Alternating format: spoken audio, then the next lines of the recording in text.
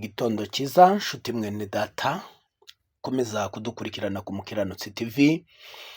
Dome Paul Safari de Lai wagize neza kubana natwe ndetse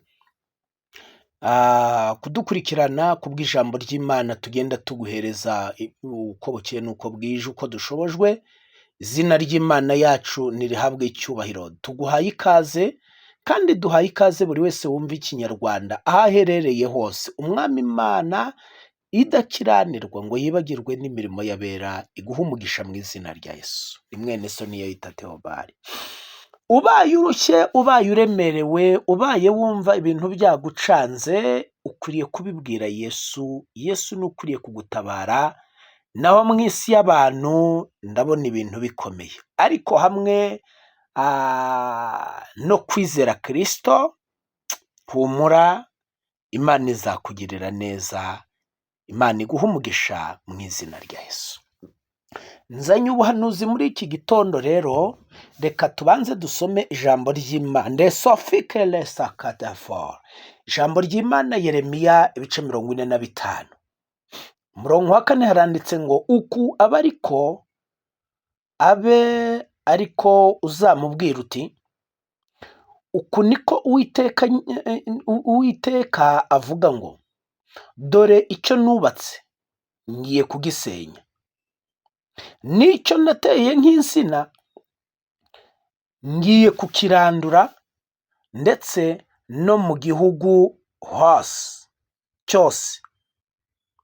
Ngo mbese nawe urishakira ibikomeye, ntukabishake, ngo kuko ngiye guteza abantu bose ibyago, ariko ubugingo bwawe nzabugutarurira aho uzajya hose, ni ku Uwiteka Nyiringabo avuga. Amen. Imana yacu nihabwe icyubahiro mu izina rya Yesu. Jambo ry'Imana rivuze iki? Ubu ni ubuhanuzi Yeremiya ahanurira Baruki amahoro. Lelimanga safor. Ijambo riravuze ngo uku niko rivuga ngo, uku niko Uwiteka avuga ngo, dore icyo nubatse ngiye kugisenya. Ubundi Imana ivuze ngo dore icyo nubatse, deotoloba safa, ngiye kugisenya. Burya Imana isimole for, Imana ifite ubushobozi bwo kuba yafata icyemezo ku muntu uwo ari we wese, ubaye ukomeye, ubaye woroheje, ubaye uri umukire, usenga cyangwa utanasenga. Imelozo bere for dry. Imana ifite imbaraga zo gusenya ibyo yubatse. Burya ibyo wagezeho ni Imana yagufashije, ni amaboko y'Imana yagendanye nawe. Kuba abandi barishwe n'impanuka ntupfe, Bibiliya iravuga ngo si kubw'imbaraga, ahubwo ni kubw'Umwuka Wera. Imana niyo yaguhaye umugisha. Birakunda kandi bigerwaho. Imaze kubona ko umwana w'umuntu ari kuyisuzugura, atari kugendera mu nzira yayo, atari gukora ibyo ishatse, atari kugenda nk'uko ishaka, atari kuyubahisha, yigize ikigenge, neroma sifore brayi, iravuga ngo noneho rero dore uko mvuga ni uku nguku, mayinosebole fayi, mfashe icyemezo. Iravuga ngo icyo nubatse ngiye kugisenya. Nerolelo zelegredeva. Gusenya kubaka biragora, ariko gusenya ni nk'uyu mwanya. Iravuga ngo icyo nubatse ngiye kugisenya. Deligrado sobregredesa. Iravuga ngo ibyo nubatse ngiye kubisenya. Imana idufashe. Lese tokotokolo bakasafari. Hari umuntu wazamura ikiganza akavuga ngo ngewe nta kimana yamariye, nta kintu yankoreye. Nelo sokotelegaba, naho uri n'Imana yahakugejeje, n'uwo mwuka uhumeka n'Imana uguhaye.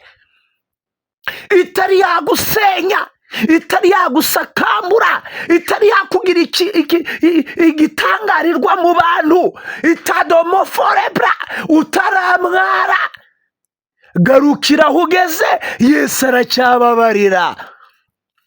Eizenogere delegredeva. Mwami Imana tugirire neza, nekosiforebrayi. Mwene data unkurikiranye, iravuze ngo icyo yubatse ku bunifosema, wibaze ngo mbese ibyo utunze, ibyo ufite, ukune forasire, yewe iremoza veradre, Yesu abifite mu mwanya. Ubu washyira ukuboko hejuru ukavuga ngo ibyo mfite Yesu abifite mu mwanya. Mu mutima wanjye aracyafite mu mwanya, mu rugo rwawe aracyafite mu mwanya, yewe wa mukobwa, mu mutima wawe Yesu aracyafite mu mwanya. Ikuntumyeho iravuze ngo ibyo yubatse, Imana yubatse kuri wowe igiye kubisenya. Biri devole grodeva, kuko nta cyubahiro cyayo kibirimo. Ntawaza ashonje ngo umugaburire, n'uwuhaye ugenda ubivuga, yewe ni ugusebanya, yewe ni amagambo, yewe ni ukwishakira kubwirwa amahoro. Ubu nta muntu wagira icyo avuga, buri rugo rufite umuhanuzi uruhanurira, ariko baguhanurira amahoro batanayaguhanurira.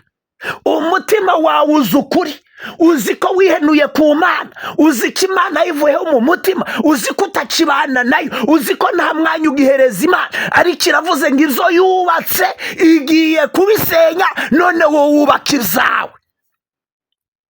Bitita kasefo veradre de morderayi. Mwami Imana dufashe, kandosti dekora vrevra ifai. Mani tugire neza. Mwama dufashe.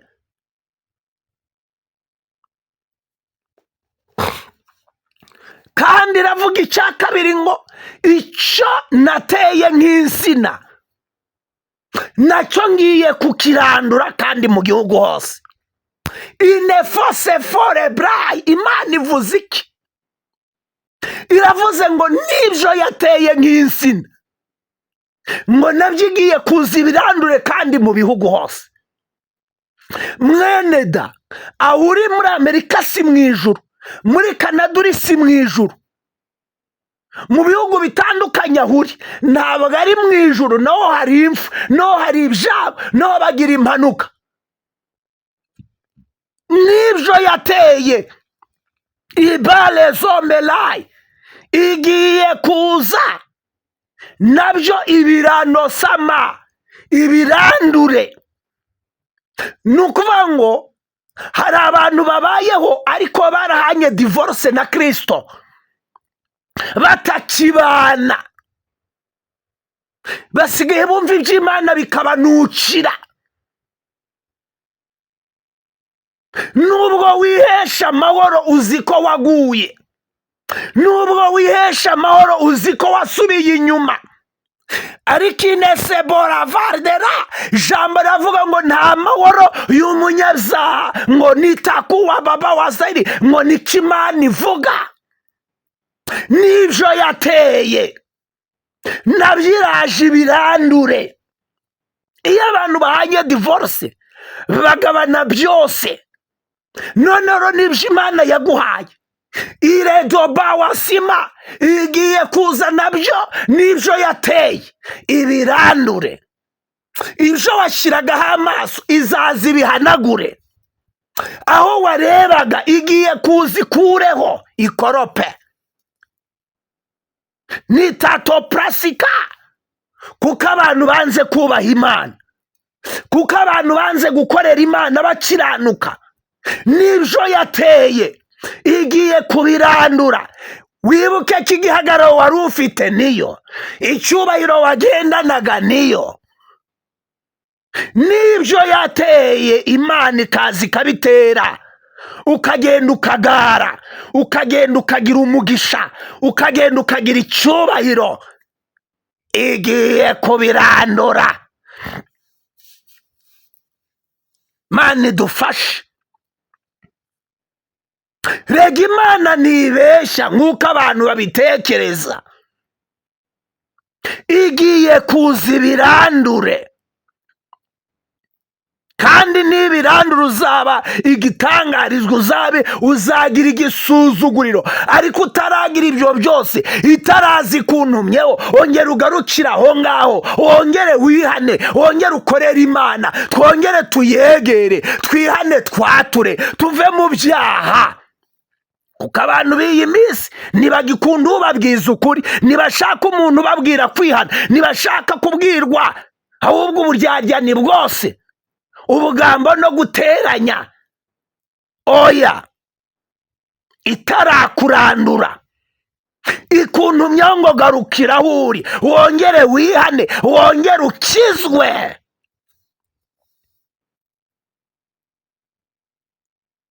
Kuko ntaho uri Imana itagera, nta kure habaho, ukuboko kw'Imana hose kurahagera. Bibiliya iravuga ngo itudesavoriava, iturebera hose icyarimwe. Mwene da, uvugisha ukuri, wowe ntiwasubiye inyuma ntubizi. Reba amasengesho wasengaga, reba ibihe wagiranaga n'Imana, reba kwizera wari ufite. Ariko uko iminsi igenda iza, abantu bari gushonga nk'uko isabune ishonga iyo iri mu mazi. Bagenda bakamuka, ubwiza bw'Imana bugenda buva mu bantu, ubumuntu bugenda bushira mu bantu, ahubwo abantu bimitse bitari Imana. Ibyo wimitse rero nibyo bigukozeho, ibyo wubakiye nibyo bigukozeho. Ongera usenyere ibyo bigirwamana. Abisirayeli bagize amahoro bamaze gusenyera ibigirwamana bari barubatse. Imana ituma Gideyoni aragenda arabisenya. Mwene data, ntawe uzabigusenyera, ni wowe uzasenya ikigirwamana ugendana mu mutima wawe. Nta muntu wagikuramo, nta muntu waza kukigusenyera. Icyo wubatse urakizi, cyaba icy'ubusinzi, cyaba icy'ibyaha, cyaba icy'amagambo, cyaba ikigirwamana cyo kudakizwa, cyaba icyo kunywa inzoga kandi ukabikora mu ibanga, cyaba icyo guca inyuma uwo mwashakanye, icy'amoko, icy'ubugome, cyaba icy'ubujura, icy'ubusambo. Ibyo byose ni ibigirwamana ugomba gusenya. Yesu akaza agatura iwawe, icyo ni ikigirwamana ukwiriye gusenya. Yesu akaza mu kabari, Yesu akaza mu gakorana, Yesu akaza akakuremera ibishya, Yesu akaza akatokopora fardela, akaza agakora ibimenyetso n'ibitangaza mu mutima, agakunda akagaruka akiyunga nawe. Abisirayeli iyo bacumuraga, Imana yabatezaga abanzi babo, bakaza bakabarwanya, akabateza abahevi, ikabateza abayebusi, ikabateza abafilisitiya, bakaza bakabica. Abisirayeli bagaruka, bakwihana ikabagarukira, kabwira ati kare kose mwari muri mu biki. Nshuti mwene data tubana,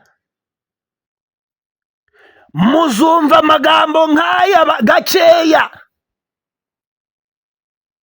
kuko abantu siko bose Imana ibatuma. Abantu benshi bigize ibyigenge, ntibashaka gukorera Imana. Nubabwiriza ababwira ibyoroshye, araza akabahenda mu mitima, akababeshabesha yuko mugiriwe neza ni byiza, yuko mugiye hanze ni byiza, yuko mubonye amaviza, amamodoka, amazu, ubukwe n'ibindi.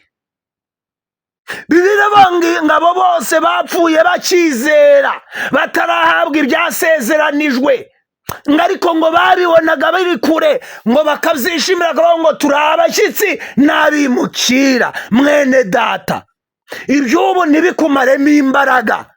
Yesu azaza ubukene buhari, azaza abantu babi bahari, ariko n'abeza bazaba bahari. Mana ishimwe, Mana itugirire neza. Ijambo ryavuze ngo mbese nawe urishakira ibikomeye, ngo ntukabishake, ngo kuko ngiye guteza abantu bose ibyago. Ijambo riravuze ngo mbese nawe urishakira ibikomeye. Dufite abantu bamaze kuba nk'abandi. Efuremu ngo amaze kwivanga n'andi moko ngo yameze imvi z'urutarutaru. Ijambo none riravuze ngo nawe urishakira ibikomeye, wamaze kuba nk'abandi. Warasengaga ntugisenga, warizeraga ntukizera. Ubu hariho n'abantu bagaragara mu madini ariko bameze nk'amapoto. None irakubaje ngo mbese nawe koko urishakira ibikomeye? Ushaka kuba nk'abandi? Ushaka kuba nka ba runaka? Yo, amahirwe yabo siyo yawe. Ikuntumyeho muri aya masaha, kuko igiye kuza. Kandi reka nkumenyeshe ko iyi ni imbuzi. Biravuga ngo ntawavuga ko Kristo ari umwami atabibwirijwe n'Umwuka Wera. None irakubaza ngo ese koko Yesu kagiye kugaruka? Mwene da, nawe urishakira ibikomeye? Nawe urishakira ibikomeye koko? Ngo ntukabishake kuko ngiye guteza abantu bose ibyago. Reka mbwire abantu banze kubaha Imana, hari akabategereje. Erega wibuke ko hari inyanja yaka umuriro n'amazuku, kandi izajugunywamo abanzi b'umusaraba wa Kristo. Mwene data, nawe urishakira ibikomeye? Nawe wabaniye nk'abandi? Nawe wigize nk'abandi? Warasengaga ntugisenga urabizi, warahanuraga ntugihanura urabizi. Ahari ijambo ry'Imana, yewe hagiye inzoga, hagiye ubusambanyi, hagiye ubugome, hagiye gukuramwa amada, hagiye n'ibindi n'ibindi n'ibindi. Nawe urishakira ibikomeye? Abantu bigize nk'abandi, abantu barashaka kuba nk'abandi, ariko uyu munsi ikuntumyeho ucumva ubu buhanuzi. Hinduka, hindukira, kuko kuzaho iraje. Kandi abanze kumva no kumvira, ingororano yabo ni inyanja yaka umuriro n'amazuku. Pawulo yandikira Abaroma ngo impano y'Imana ni ubugingo, ariko igihembo cy'abanyabyaha ni urupfu. Hari ibyago bigiye kumanuka, hari ibyago bigiye kuza, kandi bizarya abanzi b'umusaraba, kandi bizarya abanzi b'Imana. Ikuntumyeho aya masaha, mwongere uhindukire. Nawe urashaka ibikomeye koko? Aho wagendeye wungutse iki? Uretse amarira, uretse ibibazo, uretse ibigeragezo byakubanye byinshi. Ijambo ryavuze ngo ariko ubugingo bwawe nzabugutarurira aho uzajya hose. Abo nabifiteho umugambi, ubugingo bwabo izabubika, izabukavaringa. Nubwo bagiye guca mu bikomeye, ariko ubugingo bwabo Mwami Imana azabuhagararaho. Mwami ahagaze ku bugingo bw'abubaha Imana, nubwo bari guca mu bikomeye, nubwo bari guca muri izo ntambara, ariko ubugingo bwabo burarinzwe. Satani ntiyabukoraho, nta mwanzi wabukoraho, ubugingo bwabo burarinzwe. Ijambo rivuze ngo ariko ubugingo bwabo, Imana ihimbazwe, ngo ariko ubugingo bwabo nzabugutarurira. Imana ishimwe. Ni namumbela sabo ikuntumye aya masaha, mwongere wibuke ko nakonde simalaye nta kimana yakwimye, ntacyo Yesu ataguhaye, ibintu byose yarabiguhaye, ntacyo atagukoreye uretse umwana w'umuntu wibagirwa vuba. Ariko uyu mwanya wongere utekereze neza, wongere utekereze neza. Imana ihimbazwe cyane. Nkwibutse ko niba Yesu afite umugambi mwiza kuri wowe, ntaho uzajya, ntaho uzamucikira, ntaho uzajya. Reka ngusengere Imana, wihane. Ubwo memorasibaye Yesu atinze, urupfu rwo rurahari, kandi hari abantu bagiye gupfa, kandi impfu zirahari pe, impfu zirahari. No mu basitari babandi bitwa ngo ni abasitari zirimo, mu bazwi zirimo, abakomeye zirimo, no mu bohereje zirimo. Wihane. Mwami Yesu, babarira ubwoko bwawe buri imbere yawe. Buri wese yumvise ijambo ryawe akumva yahinduka, umuhe umugisha, umugirire neza, amazina uyandukure mu gitabo cy'ukurimbuka, uyandike mu cy'ubugingo. Ndamusengeye ngo umugirire neza, ufashe buri wese wumvise ijambo ryawe, amurikirwe n'umucyo wa Kristo, amurikirwe n'imbaraga zawe. Amaraso ya Yesu Kristo nabohora ubwoko bwawe, nakiza ubwoko bwawe, nahindura ubwoko bwawe, babone kugira neza kwawe. Ndamusengeye ngo umubabarire uyu wemeye guhinduka, utaramugira igitangarizwa, utaramukuraho ibyari bimutwikiriye, utaramukuraho ubwiza bwawe. Reka yongera agarukira aho ahageze, arihaniye Mana. Eza ubwoko bwawe butunganye Mana, ubuhumanure, imbabazi zawe zibe kuri bo. Ndasengera buri wese wumvise ijambo ryawe, amaraso ya Yesu Kristo amwuhagire. Yunina mola sabai, yumve kugira neza kwawe, yumve nikide vola zalegra, yumve neza ya kuko uteze ibiganza kugira ngo twihane, hanyuma utugirire neza. Ndagushimiye kuko ubyumvise, uwo mugisha ijambo ryawe, urikurikize ibimenyetso n'ibitangaza mu izina rya Yesu.